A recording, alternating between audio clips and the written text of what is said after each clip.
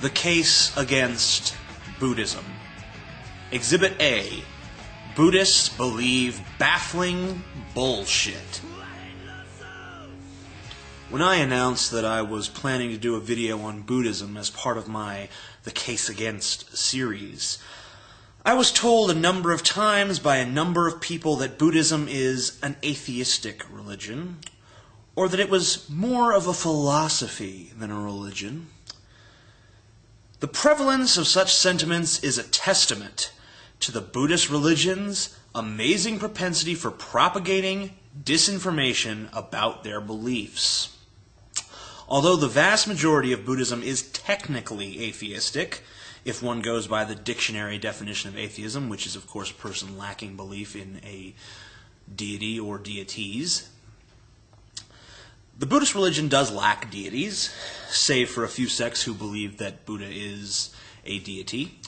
However, an irrational belief system which happens to exclude deities does not reflect the atheist modality as it exists today. Those who proudly identify themselves as atheists or anti-theist have usually arrived at their conclusions through a learned or inherent skepticism which precludes belief not just in deities, but in other irrationalities such as reincarnation.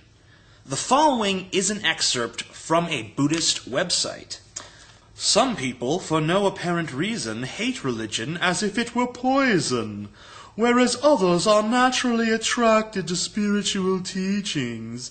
What causes these different ways of thinking? The simplest explanation is that the person who instinctively dislikes religion in this life disliked religion in previous lives, whereas the person who naturally likes religion has the virtuous imprints of valuing religion in previous lives. Some people are able to learn a particular foreign language very easily, even though they are no more intelligent than someone else who has far greater difficulty in learning that language. The reason for this may well be that the first person used to speak that language in a previous life.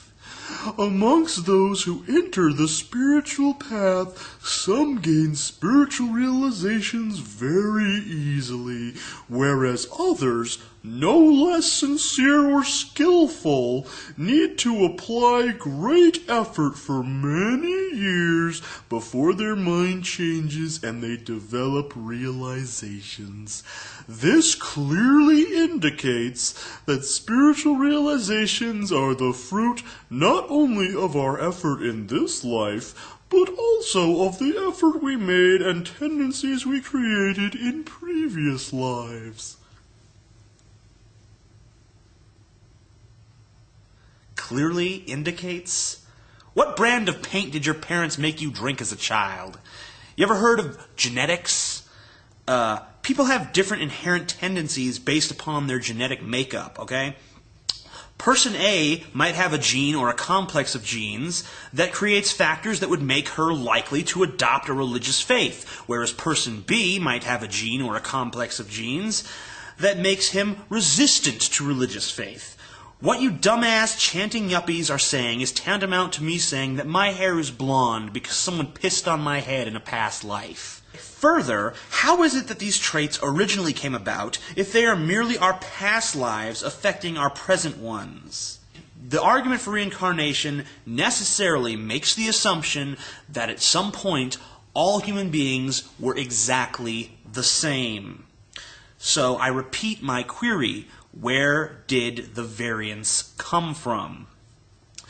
If your answer is that it came about slowly through successive generations, then congratulations, you're thinking like an evolutionist. Now all you have to do is remove the silly supernatural element of your argument, and voila, we find ourselves in agreement. Even further, how in the name of Godzilla's 12-story cock do you adjust for population growth in this equation? There are over 6 billion assholes on this rock as I speak. In the year 1900, the world's population was a mere 1.6 billion. Do I even have to ask this question? Where are all these new souls coming from? Other planets is the only reasonable answer I can come up with, and there's certainly nothing about that in your religious text. Besides, if we're all moving towards enlightenment and nirvana, which I'll get to later, then shouldn't there be less and less of us, not more and more? This theory of reincarnation ties into another of Buddhism's baffling and horrible notions, the notion of karma. The popular Buddhist website, buddhanet.net, which is redundant as fuck, defines karma as follows. Karma is the law that every cause has an effect, i.e., our actions have results.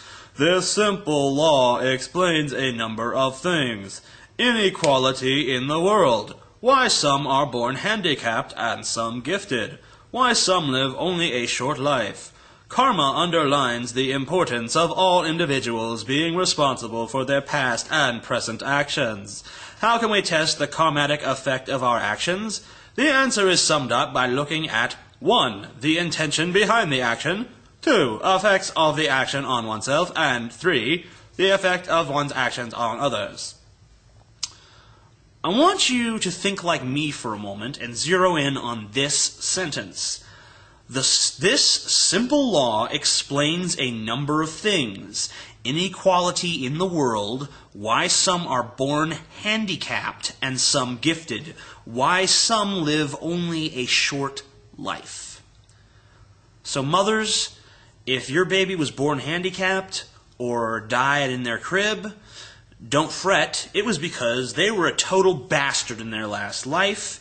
And the suffering you're feeling now because of your child's deformity or death is because you were too attached to them.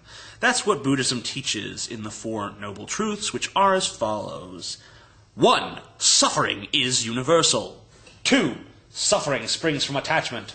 3. There is a means of overcoming attachment. 4. The means to overcome attachment is the Noble Eightfold Path. But wait.